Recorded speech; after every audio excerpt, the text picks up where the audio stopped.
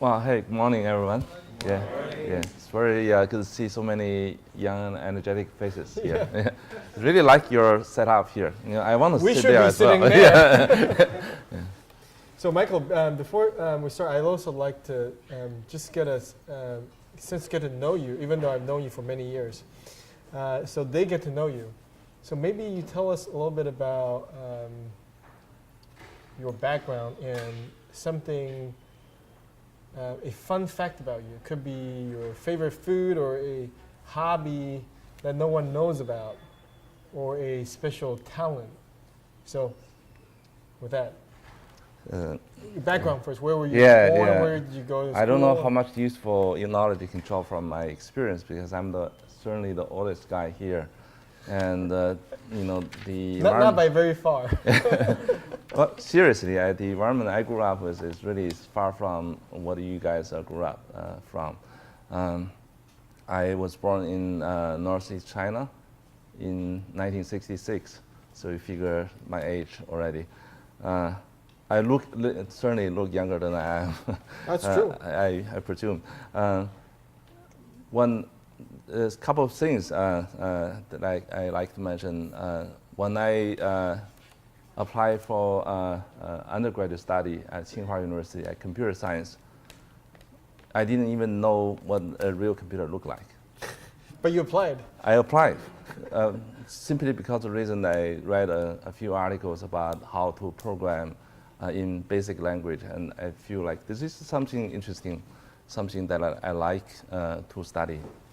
The common conventional knowledge about what to study back then in China, all the best students to study engineering or science.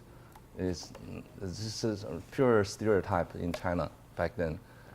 So you either study math or physics or chemistry.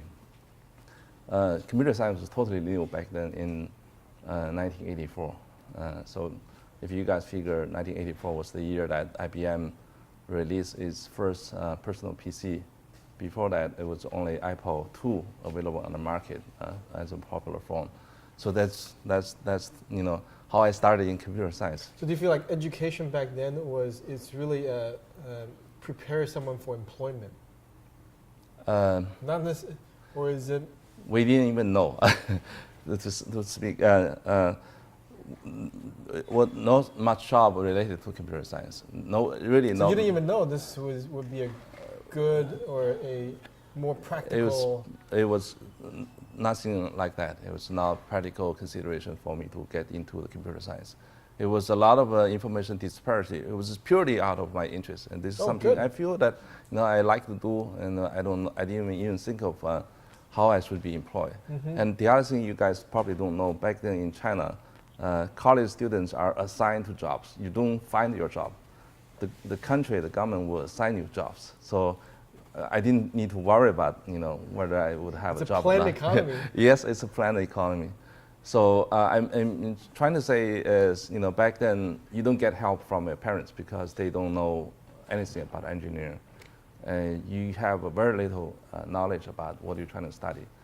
But I didn't regret that the fact that I got into engineering school, because I think I was purely driven by interest, and that's something truly important. If I look back, if any lesson that I can draw, I think that's probably thing I like to say.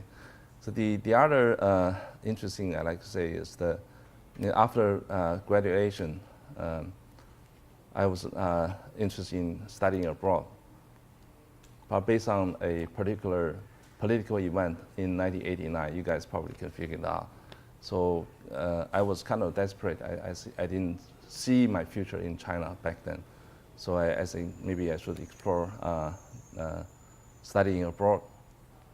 And I try to find the best book I can find is a college guide. I forgot the name. It's a popular. Is it U.S.? Yeah, it's U.S. guide. Yeah, something like U.S. news, something. Yeah. College, okay. Yeah. So the first thing I do is I look at all the college. Rankings. No, not rankings. The only criteria I can look at is I can only apply for the college that does not require administration fees. Usually, typical admission fees was like $50, $80 back then. How much was the average wage in China at the time? It was about $20 per month. So it would be equivalent to a 3 months salary for 3 months salary per college. for a person. Yeah, so that was purely In my. Silicon Valley, that would be what, $30,000? $30,000 back then. Yeah, $40,000. So imagine applying for one school, it's $30,000. Yes. You wouldn't apply to too many schools. I wouldn't even apply for 2 schools. I actually borrowed money to take my TOEFL test. Otherwise, I wouldn't have even qualified for application. So these guys watch the movie American Dream in China. It's about the Xingdongfang. Yeah. The English prepping school. Did you go to one of those? I didn't. Because it didn't exist then. Correct. It didn't even exist. It was 89 when it was 1990 when we were trying to apply. So I ended up in University of Waterloo. I was very grateful because Waterloo? Yes. Okay. First of all, of course, it didn't ask for administration fees, so that's how that's why it's on my short list. And the second of all, I think my professor was a very influential professor in the area of machine vision and artificial intelligence. So I was very. Before it was very popular. It was before it was very popular. Well, I studied artificial intelligence at college. I know it's been up and down for a couple of times. This is now the first time that AI becomes very popular. The going rate of AI engineers in Silicon Valley, do you know how much they cost? Last time I heard is about $2 million plus.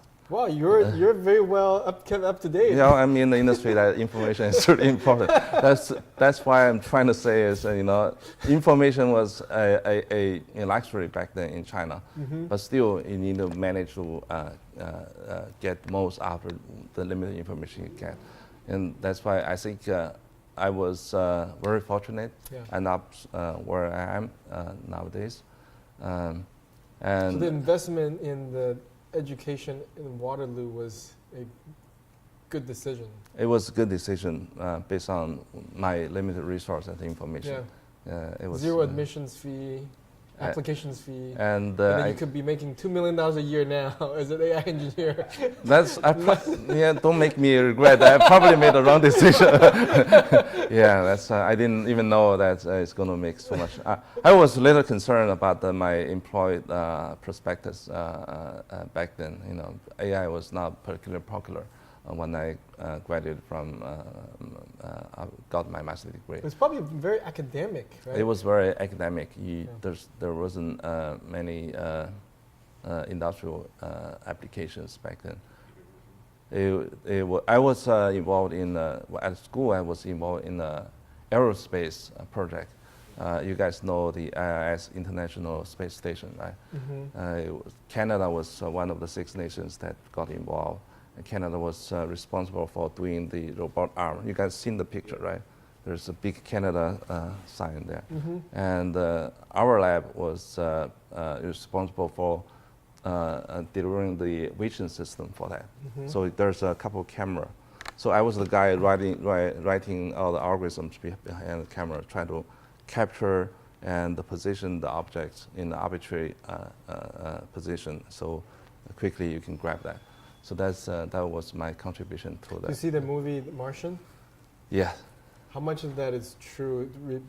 Bring back some memories? This was spent on a lot of, there's 10,000 people working on supporting this one guy? Yeah. Well, I was a very small part of that. I didn't have much big picture views, but I know it's a huge project. The country spent hundreds of millions on that project just for the arm. It's a very big project. I believe that my algorithm is still being run on the space station. So I'm sure very proud of code, that. They don't change that often. So did you embed some funny, comments in there? I would not tell you there's some backdoor. Backdoor bug. You hack into the rover. Yeah.